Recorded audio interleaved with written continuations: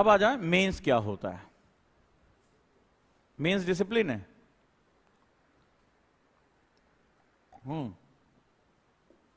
एक पार्ट तो अच्छा है तुम्हारा। मेंस और क्या है? मुख्य परीक्षा सुना है कि नहीं सुना इससे पहले? 1750 नंबर का होता है। हाँ, व्हाट इज मेंस एग्जाम? अपना ज्ञान विचार व्यक्त करना। मान लो तुम्हारा कुछ भी विचार है तो व्यक्त कर दोगे उसमें। चलो, डिसीजन लेना। आप बताओ, मेंस परीक्षा तुम ही बताओ।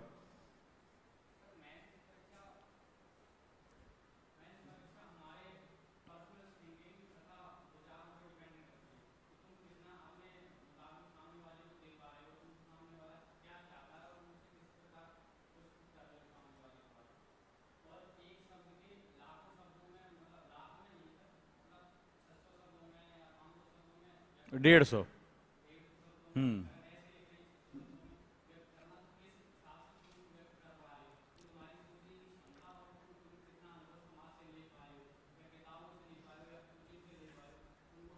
चलो, इसको और थोड़ा एलिब्रेट। कोई और जवाब देना चाहेगा? गर्ल्स एकदम चुपचाप बैठी हुई हैं।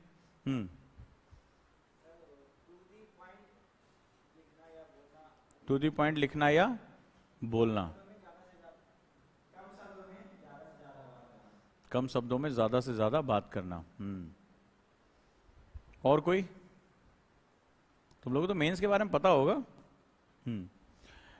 मेंस एग्जाम सबसे टफेस्ट और सबसे इंपॉर्टेंट फेज माना जाता है, क्योंकि इसी के मार्क्स से आपके करियर तय होता है। अगर मैं तुमसे कहूं तो मेंस कुछ और नहीं, व्यक्तित्व है। पर्सनैलिटी तुम्हारी क्या है, ये जो तुम इस पूरी प्रक्रिया में गेन करते हो वो मेंस है। जो यूपीएससी की प्रिपरेशन में जो तुम गेन करते हो वही मेंस है। मैं एग्जांपल लेता हूं। एक स्टूडेंट है जो बाय नेचर बहुत बिखरा हुआ है, अपने थॉट्स में, अपनी राइटिंग्स में, अपने बिहेवियर में, अपने डिसिप्लिन में बहुत स्कैटर्ड है। कभी इकोनॉमिक्स उठा लेगा, कभी पॉलिटी उठा लेगा, कभी खूब बोलना शुरू कर देगा, कभी राइटिंग नहीं करेगा, किसी डिसिप्लिन को वो फॉलो नहीं करता है। एक स्टूडेंट है जो डिसिप्लिन को फॉलो करता है बड़े ध्यान से, उसकी राइटिंग का, उसके बोलने का, उसका बात करने का। कुछ लोगों को तुमने बोलते हुए सुना होगा, जब वो बोलना शुरू कर देते हैं तो बोलते ही रहते हैं, तो बिखर जाते हैं। ठीक है, तो उनका एक अलग ही माइंडसेट होता है। होता क्या है कि जब आप मेंस में जाते हो तो मेंस में भी आपने कहा अपने विचारों को प्रस्तुत करना, नहीं, यही तो तुम नहीं जानते।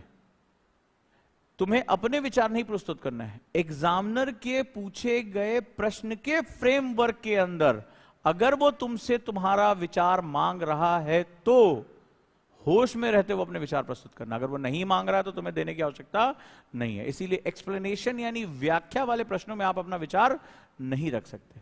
ये डिसिप्लिन है, यानी इसको बोलते हैं फूक फूक के कदम रखना। तो मेंस कुछ और नहीं है, डिसिप्लिन। और उसके साथ साथ डिसिप्लिन किस बात का? डिसिप्लिन शब्द का, डिसिप्लिन समय का, डिसिप्लिन विचार का, डिसिप्लिन अपनी बात को रखने का, डिसिप्लिन अपने आप को किनारे रख के सामने वाले की डिमांड को समझने। कई बार ऐसा होता है, कुछ ऐसे टॉपिक आ गए, फेमिनिज्म का टॉपिक आ गया, गरीबी का टॉपिक आ गया, वो हमारे दिल के बड़ा करीब है, हम बिखर जाते हैं। आपको डिसिप्लिन मतलब होता है सेल्फ कंट्रोल। यहां पर डिसिप्लिन के साथ एक और वर्ड आएगा, सेल्फ कंट्रोल।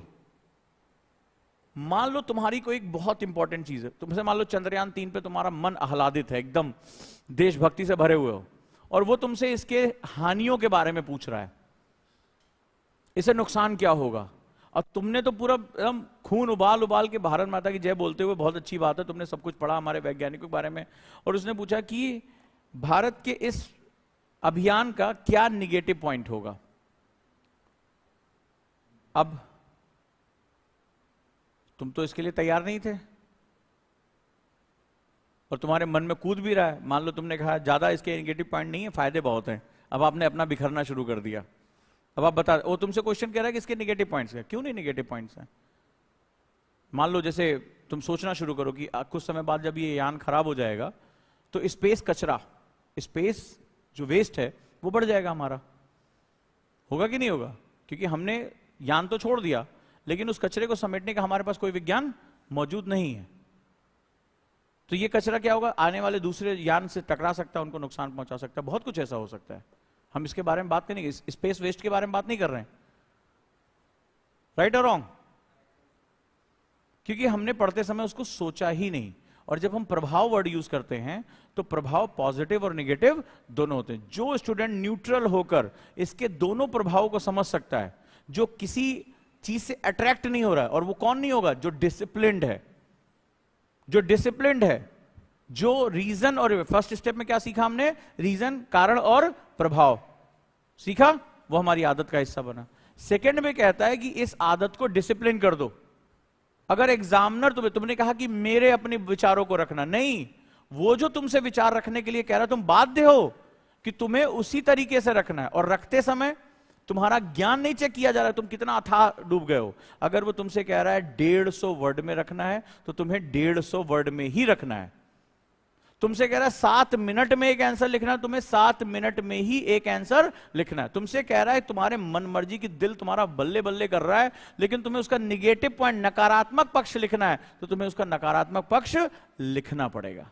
और ये वही कर सकता है जो डे 1 से डिसिप्लिन्ड है, जो अपने आचार व्यवहार में अपने माइंड को कंट्रोल करके चल सकता है, अपने इमोशंस को कंट्रोल करके रख सकता है, वही सक्सेसफुल हो सकता है।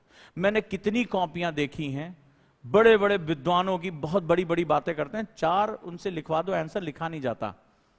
कई ऐसे बच्चों को देखा है, मतलब लिखना शुरू किया, अरे वो इतना भावनात्मक होके लिख देते हैं किसी चीज पे, कोई वीरता, राष्ट्रभक्ति की बात आ जाती है, पता चला कि आधे से ज्यादा में उनका खाली इंट्रोडक्शन ही नहीं हो पाया। और जगह आपको पता है फिक्स होती है, आपको लिखने के लिए फिक्स जगह मिलती है, उसी में क्वेश्चन छपे होते, इतनी में ही आपको लिखना है, और आप बह गए, मामला साफ हो गया, आपने अपना आंसर ही कंक्लूड नहीं किया। तो ये क्या होगा? ये सारे वो स्टूडेंट होते हैं जिन्होंने अपनी लाइफ में डिसिप्लिन का फायदा नहीं उठाया। उनको लगा था कि बी कॉपी सी कॉपी भर देंगे तो पास हो जाएंगे।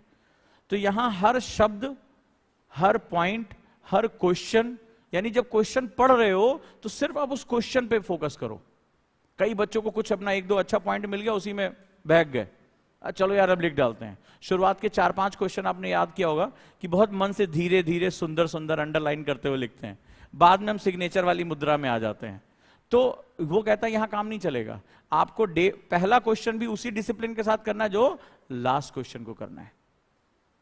तो यूपीएससी में जो व्यक्तित्व है, आप एक्चुअली में तुमने क्या हासिल किया 1 साल कोचिंग में, वो तुम्हें मेंस में दिखाई पड़ता है।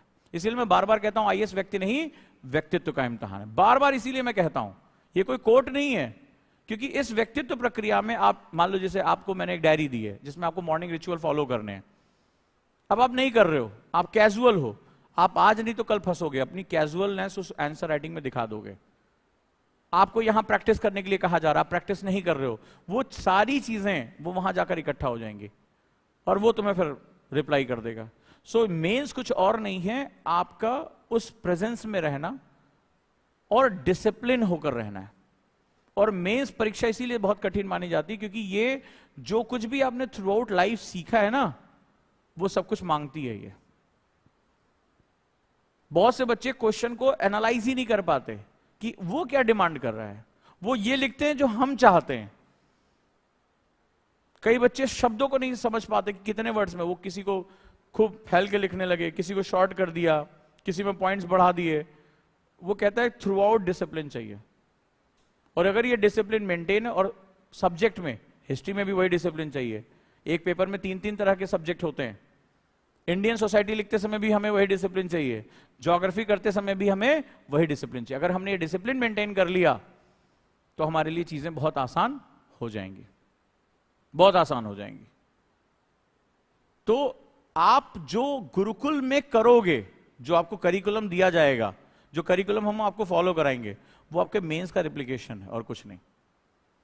तो जो प्रैक्टिस आप यहां करोगे, आपका जैसे मन नहीं, अरे छोड़ यार हम तो पढ़ लेते हैं बाद में लिखेंगे, अगर हम आपसे कह रहे हैं लिखना है तो आपको लिखना है। गलत लिखो, कम लिखो, लेकिन लिखना है तुम्हें। तो गुरुकुल के सभी बच्चों से मुझे संकल्प चाहिए होता है।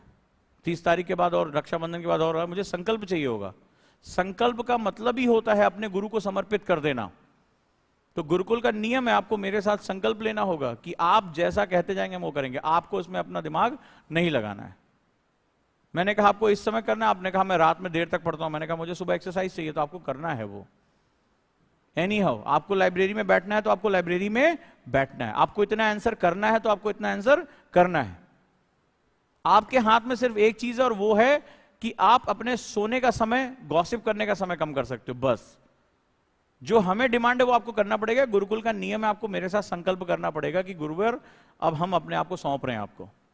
वहां आप अपना विवेक नहीं लगाएंगे, चल छोड़ यार डायरी में क्या रखा है, ये तो हम छोटे छोटे थे तब भरा जाता था। आपको भरना पड़ेगा। आपसे मैंने कहा कि उसमें ग्लास बने हुए हैं, उतने ग्लास पानी पीना तो आपको पीना पड़ेगा। मैं अभी हॉस्टल आके चेक करूंगा ग्लास भी कितने ml, 200 ml से कम नहीं होना चाहिए, क्योंकि उसका लॉजिक है, ये साइंस के साथ बना हुआ है। आपको क्या पता चल रहा है, आपका दुश्मन कहीं नहीं है, आपके अंदर बैठा हुआ है। आज तक आप जितनी लड़ाइयां हारे अपनी वजह से हारे हैं। आपको नहीं पता ये आपकी बॉडी में जब पानी कम होता है तो मसल्स के ऊपर क्या फर्क पड़ता है, ब्रेन के ऊपर क्या फर्क पड़ता है। आपको यहां पर पानी की बोतल लानी पड़ेगी, आपको एक डब्बे में भीगा हुआ बादाम और अखरोट लाना पड़ेगा, हर ब्रेक में आप उसको चबा के पानी पीना पड़ेगा। आपको ओमेगा 3 फैटी एसिड जिसे ब्रेन फूड कहा जाता है वो लेकर आना पड़ेगा। प्लास्टिक का एक डब्बा खरीदेंगे, बैग में आप रखेंगे। ब्रेक हुआ, आपने थोड़ा सा 2-3 बादाम 2-3 अखरोट फांक लिया, अच्छे से चबाया, पानी पी लिया। आपको ब्रीदिंग करनी पड़ेगी हर क्लास में ताकि बीटा ब्रेन वेव्स को अल्फा में कन्वर्ट कर सके। सफलता के नियम बड़े नहीं, बहुत छोटे छोटे हैं। सफलता स्टेप बाय स्टेप चलने का नाम है। तो ये गुरुकुल में आपको करना पड़ेगा और मैं उम्मीद करता हूं में से बहुत से लोगों को ये सब चीजें नहीं बताई गई होंगी। ओमेगा 3 फैटी एसिड कैसे काम करता है, पानी कैसे आपके लिए काम करता है, कैसे देर तक बीटा ब्रेन वेव्स को अल्फा में कैसे कन्वर्ट करते हैं, प्रीलिम्स में रीजनिंग कैसे डेवलप करते हैं, मेंस का डिसिप्लिन कैसे डेवलप करते हैं। मुझे उम्मीद है कि इससे पहले आपसे इस बारे में किसी ने बात नहीं की होगी, लेकिन गुरुकुल में ये बातें की जाएंगी और आपको ये फॉलो करना पड़ेगा। मेमोरी शब्द को आपने अपने ब्रेन से जोड़ा होगा, मैं मसल्स मेमोरी की बात करता हूं। आप में से बहुत सी लोगों को बहुत सी आदतें होंगी, इतने बजे खाने की, इतने बजे जो है वो ब्रश करने की, इतने बजे। मैं पढ़ने की आदत की बात करता हूं कि बॉडी को पढ़ने की आदत पड़ जाए, कि नहीं पढ़े तो कुछ छूट रहा है, कुछ मिसिंग है। जिस दिन तुम्हारे अंदर ये आदत आ गई, सफलता अपने आप भाग कर आएगी। सक्सेस कुछ और नहीं, ऑटोमेटिक प्रोसेस है। अगर आप एक पर्टिकुलर प्रोसेस फॉलो कर लेते हैं तो सक्सेस अपने आप मिल जाएगी। लेकिन सबसे पहले तुम्हें क्या करना पड़ेगा, सबसे पहले गुरुकुल जो है वो हैबिट फॉर्मेशन का नाम है। आपने जिंदगी में एक्सरसाइज नहीं की, यहां करना पड़ेगा। आपने सुबह उठ के मेडिटेशन नहीं किया, यहां करना पड़ेगा। और हर चीज का आप मुझसे क्वेश्चन पूछो कि ये साइंटिफिक क्यों है, आप इसको साइंस क्यों कहते हो, मैं आपको लॉजिक बताऊंगा, रेफरेंस दे दूंगा, आपको खुद मन करे पढ़िए आप। और ये चीज आपको फॉलो करनी पड़ेगी। अगर आप दिन में सोते हैं तो आपको छोड़ना पड़ेगा। पावर नैप सिखाऊंगा, योग निद्रा सिखाऊंगा, ब्रेक्स में कैसे खुद को रिचार्ज करते हैं, अपने बॉडी का लैक्टिक एसिड कैसे तोड़ते हैं।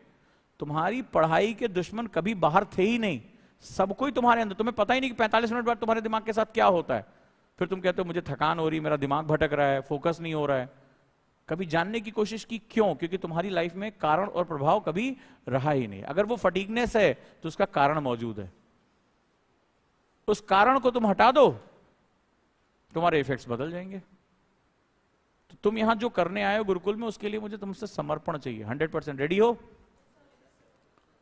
बोल रहे हो तो समझ लेना, तैयार हो?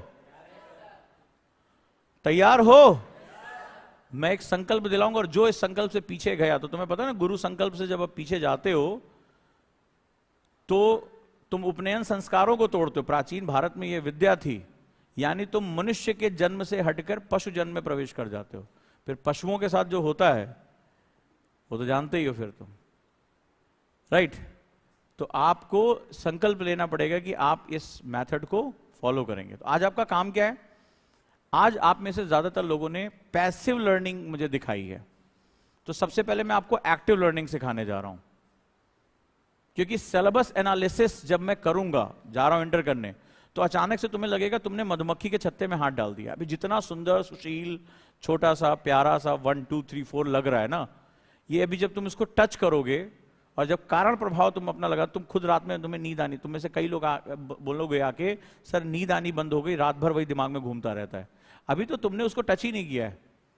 अभी तक तो पूरा फैशन चल रहा है कि वो पीडीएफ होती है, पढ़ लो, ये टिक मार दो, ये पूरा हो गया। उसको खोलो तो एक बार, डिकोड तो करो, उसको रीजनिंग में लेकर तो जाओ। आज तुम्हारे लिए होमवर्क दिया है, आज तुम कारण और प्रभाव खाली तुम महिला सशक्तिकरण पे निकाल दो। तो सोचो कि अगर मैं चारों पेपर के साथ ये ऐसा करने लगूंगा तो कहां तक जाएगा ये। लेकिन उससे पहले मुझे आपकी कुछ तैयारी चाहिए, और आप सभी के सभी पैसिव लर्निंग कर रहे हो, और ये बहुत गलत है। क्योंकि 15 मिनट बाद अगर ये फोन को थोड़ी देर यूज ना करो तो इसकी स्क्रीन क्या हो जाती है? लॉक हो जाती। क्यों लॉक हो जाती है? क्यों लॉक हो जाती है? क्यों? बैटरी सेव करने के लिए। यही होता है ना, इसका फंक्शन यही होता है ना, बैटरी सेव करने के लिए स्क्रीन की लाइट वाइट सब अपने आप बंद हो जाती है। ये होता है ना पावर लॉक उसका होने का, यही होता है। हमारा ब्रेन बहुत आलसी है, वो बहुत ज्यादा एनर्जी सेव करना, क्योंकि सबसे ज्यादा एनर्जी इसी को चाहिए होती है। तो जैसे ही आप अपनी ये जो आइडल बॉडी लेके चल रहे हो ना, इसको जैसे ही मिलता है, कभी देखना 12-15 मिनट बाद ही आपको स्लीप मोड में डाल देता है। आपकी आंखें खुली होंगी लेकिन आप एक सोती हुई अवस्था में चले जाते हो। आपकी बॉडी एनर्जी, उसको समझ में आ जाता है कोई एक्टिविटी नहीं हो रही, कोई मसल मूवमेंट नहीं हो रही है, इसको पावर सेविंग मोड में डाल दो। तो आपकी आंखें खुली हैं, मुझे सुन रहे हो, लेकिन आप उसको डिकोड नहीं कर पा रहे हो। इसीलिए मैं पैसिव स्टडी का बहुत विरोध करता हूं। तो मेरी क्लास में मुझे 2 कॉपियां चाहिए, एक कॉपी वर्टिकल यूज होगी और एक कॉपी हॉरिजॉन्टल यूज होगी। ठीक है, हॉरिजॉन्टल आपको रखना पड़ेगा क्षैतिज। व्हाइट पेपर का यूज करोगे तो ज्यादा अच्छा रहेगा मेरे लिए। 2 कॉपियां एक साथ चलेंगी, एक कॉपी नोट्स कॉपी होगी और दूसरी डिस्कशन कॉपी होगी। यूपीएससी में अगर आपको चीजों को क्रैक करना है तो आपको डिस्कशन पे बहुत फोकस करना पड़ेगा। यूपीएससी की जो सबसे बड़ी पावर होती है वो डिस्कशन होती है, क्योंकि डिस्कशन क्या करते हैं, एक इंफॉर्मेशन को दूसरी इंफॉर्मेशन से लिंक करता है। और एग्जाम कौन सा है? तुम्हें अब समझ में आ गया, रीजनिंग का एग्जाम है ये। आज तो क्लियर हो गया। तो रीजनिंग के लिए तुम्हें इंफॉर्मेशन को क्या करना पड़ेगा? लिंक करना पड़ता है। क्योंकि रीजनिंग कैसे किया जाता है?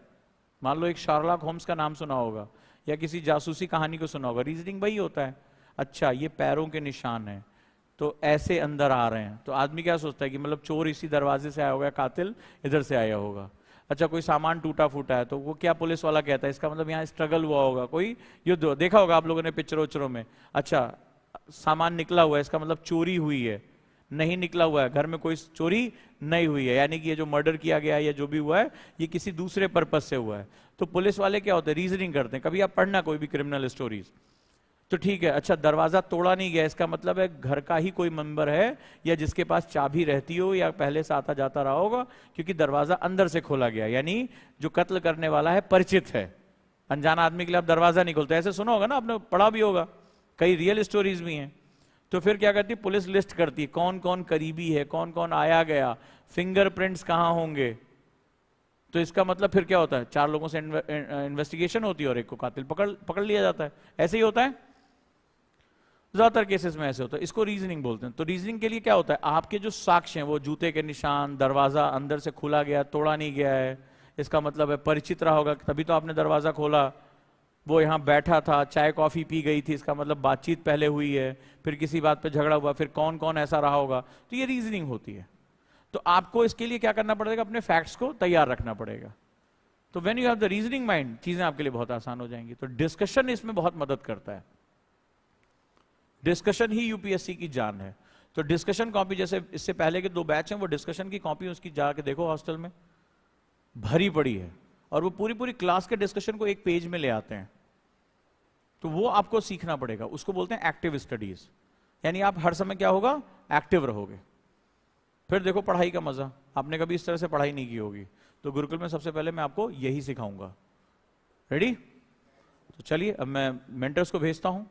तो टीचिंग और मेंटरशिप, ये 2 बड़े इंपॉर्टेंट है। और मेंटर्स के साथ आप अपनी कमियों को पूरा करते जाओगे, क्योंकि आप यहां उसी प्रोसेस के लिए आए हो। मेंटरशिप बहुत इंपॉर्टेंट सेगमेंट है गुरुकुल का। तो मेंटर्स अब हॉस्टल में भी बैठने जा रहे हैं, तो हॉस्टल का आपका एक शेड्यूल मिलेगा। ये मत समझना कि यहां से छूट गए और घर जाके आराम से बैठ गए, कुछ भी कर लिया। आप अपने कमरे में उस दौरान नहीं रहोगे। अगर मेरी विजिट हो गई और मुझे कमरे में आप दिख गए तो फिर आपके लिए भारी मुसीबत है। उस दौरान जो हमने स्लॉट दिया, भी आपको एक टाइम टेबल मिलेगा, उस दौरान आप पूरी तरीके से कहां रहोगे? हॉस्टल के अंदर रहोगे, ठीक है, और लाइब्रेरी में रहोगे। लाइब्रेरी में मेंटर बैठेगा, वो आपको डेली टास्क देगा, इतने टॉपिक आपको कवर करने हैं, वो आपको हर हालत में कवर करने हैं, तभी आप खाना खाने के लिए जा सकोगे। ठीक है, तो गुरुकुल में खाना मिलता नहीं है, खाना अर्न करना पड़ता है। तो बहुत अच्छा खासा टाइम टेबल है। अभी अपना दिल थोड़ा सा मजबूत कर लो, फिर वो टाइम टेबल तुम्हें मिलने जा रहा है, ठीक है? तो दिल मजबूत कर लो। अभी हम चाह नहीं रहे कि पहले दिन तुम्हें झटका लग जाए, थोड़ा अपने सीनियर्स को देख लिया होगा। और अब चूंकि सेंट्रलाइज लाइब्रेरी हमारी बन गई है, तो हम लाइब्रेरी के घंटे भी बढ़ाने वाले हैं। तो आप सिर्फ अपने कमरे में 1 घंटा डिस्कशन के लिए जाएंगे, आंसर राइटिंग के लिए जाएंगे, उसका लाइट्स ऑफ और सो जाइए, ठीक है? तो कल मैं आपसे डिस्कशन करूंगा इस डायरी के बारे में। ये डायरी आपकी जिंदगी की सबसे अनमोल चीज है। इस डायरी पर आपको बहुत ज्यादा काम करना है। और एक्टिव स्टडी पे बात करूंगा, कैसे आप पैसिव स्टडी से एक्टिव स्टडी में एंटर कर सकते हैं, ठीक है? फिर हम सिलेबस एनालिसिस पे आएंगे। तो आज हमने क्या क्या सीखा? आज जो भी सीखा, मुझे इस पर आपसे आर्टिकल चाहिए। आपकी कॉपी पे पूरे प्रोसेस, अब मैंने जो जो वर्ड यूज किए हैं, आप सबसे पहले आज घर जाकर चेक करो कि आपकी रिटेंशन कैपेबिलिटीज क्या है। मैंने आपको क्या बताया? एबिलिटी। तो जब हम एबिलिटी वर्ड की बात करते हैं, तो गुरु शिष्य की पहले की मौजूद क्षमता देखता है, अभी तुम कहां हो। तो आज जो भी मैंने इतनी देर मैंने नॉन स्टॉप बात की है, बहुत से लॉजिक डेवलप किए हैं, तो इस दौरान जो भी स्टूडेंट, आज मेरी क्लास जब मैंने जहां से शुरू किया है और जहां से मैंने इसको खत्म किया है, इसका पूरा का पूरा मुझे स्टेप बाय स्टेप आर्टिकल चाहिए, कोई भी स्टेप मिस किए बिना, ठीक है? एक बात से मैंने दूसरी बात कैसे निकाली, तीसरी बात कैसे निकाली, मुझे पूरा चाहिए। और अगर आप नहीं कर पाते हैं तो आप किसी से पूछेंगे नहीं क्या हुआ था। आपको मैं बताऊंगा कि हमारी 5 तरह की मेमोरीज होती हैं। एनएलपी क्लास है ये, और मुझसे कभी झूठ मत बोलना, क्योंकि मैं बॉडी लैंग्वेज एक्सपर्ट हूं। अपने सीनियर बैच से पूछना कि बस आंख में देखा और बता देता कि आदमी झूठ बोल रहा है, सच बोल रहा है। तो मुझसे कभी मत कुछ छुपाना, छुपा ही नहीं पाओगे। एनएलपी बहुत पावरफुल होता है। न्यूरो लिंग्विस्टिक प्रोग्रामिंग बहुत ही हाई साइंस है, जो हमारी एजुकेशन में नहीं है। गुरुकुल एक ऐसा, जो गुरुकुल का पूरा कॉन्सेप्ट ही वो एनएलपी का कॉन्सेप्ट है। When you realise your mind power, आप अपनी दिमागी शक्ति को जगा लेते हो। हमारे जीवन में 2 ही, सफलता और असफलता, तुमने 2 शब्द सुने होंगे। एनएलपी सफलता और असफलता के बारे में बात नहीं करता। एनएलपी कहता है either you control by the mind, either you control the mind. या तो आप दिमाग के द्वारा नियंत्रित किए जा रहे हो, या आप दिमाग को नियंत्रित कर रहे हो। Both are the habits. तो एनएलपी सफलता असफलता को नहीं जानता है। There is no such thing success और failure in NLP. When you control your mind, तो आप सक्सेसफुल हो। अगर आपका आपके दिमाग पे कंट्रोल है, तो आपका भूख, आपकी थकान, आपका दिमाग भटकना, इमोशंस, सब कुछ कहां पैदा होते हैं? सब यहीं पैदा होते हैं। अगर आपने अपने दिमाग को कंट्रोल करना सीख लिया, तो आपको भूख भी नहीं लगेगी। गुरुकुल में जो बच्चे आए थे, कितना हाहाकार मचा हुआ था। पहले 1.5 हफ्ते में बहुत परेशान था। ऐसे ऐसी फरमाइशें, ऐसी ऐसी चीजें कि ऐसा लगा आज ही बाउंड्री कूद के भाग जाएंगे। लेकिन अभी क्या हुआ, वो सिस्टमाइज होकर काम करने। जैसे अभी उसको नींद आ रही थी, उसने जमाई ली। ऐसे मुझे पहली क्लास याद है, वो लड़की आज बहुत एक्टिव है, उसने जो 7-8 जमाई ले ली थी। अब ये ऑक्सीजन की कमी है, ये वही स्लीपिंग, इनका दिमाग कह रहा है, ये लिख नहीं रहे हैं, तो इनका दिमाग इनसे क्या कह रहा है कि तुम स्लीपिंग मोड में चले जाओ।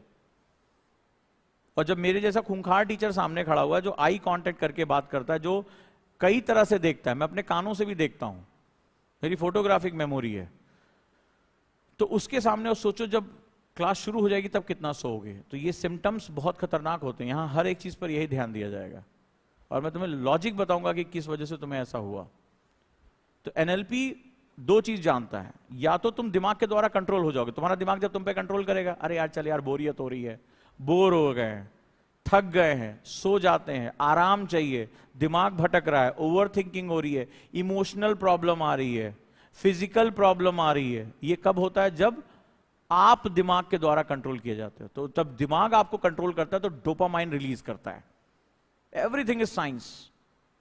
और फिर जो डोपामाइन जब रिलीज करना शुरू करे, तो आपको हर वो चीज पसंद आने लगती है जिसमें प्लेजर हो, जिसमें खुशी आपको मिल रही हो। फिर वो सही और गलत नहीं जानता है। और इसका जितना अधिक लेवल हो, जैसे कोई ड्रग्स लेने लगता है, सिगरेट पीने लगता है, एक पर्टिकुलर टाइम के बाद उसको शराब की तलब हो जाती है, तो वो सारी चीजें, गेम्स खेलना, फोन की तलब, ये सब डोपामाइन है। वो पर्टिकुलर टाइम इंटरवल के बाद तुम्हारे दिमाग में घंटी बजाता है, मुझे ये चीज चाहिए, फिर आप उसकी तरफ भागते हो। फिर ये जब धीरे धीरे और स्ट्रांग हो जाता है, फिर आप एडिक्ट हो जाते हो। फिर आपको वापस लाना बहुत मुश्किल, वो चेन से बांध के जो रिहैब में ले जाते हैं ना, वो स्थिति हो जाती है। तो 2 ही कंडीशन है इस संसार में, जीत हार, सफलता असफलता, दो ही लोग तय करते हैं। One who control their mind, वो जो अपने दिमाग को कंट्रोल करते हैं, वो सारी सिचुएशन उनके हाथ में होती है। भगवत गीता में इसी को स्थिर प्रज्ञ कहा गया है। अगर आप श्लोक पढ़ेंगे, वो जो न खुशी में खुश हो न दुख में दुखी, उसको स्थिर प्रज्ञ कहा गया है। उसी को भगवान श्री कृष्ण योगेश्वर क्या कहते हैं? वो योगी है, वो कर्म योगी है, वो हर सिचुएशन में समान है। जो ना बुराई करता हो ना प्रशंसा करता हो, वो स्थिर प्रज्ञ है। तो वो जो चीज है वो सबसे इंपॉर्टेंट। वो क्या होता है? इसका सीधा मतलब होता है यू कंट्रोल योर माइंड,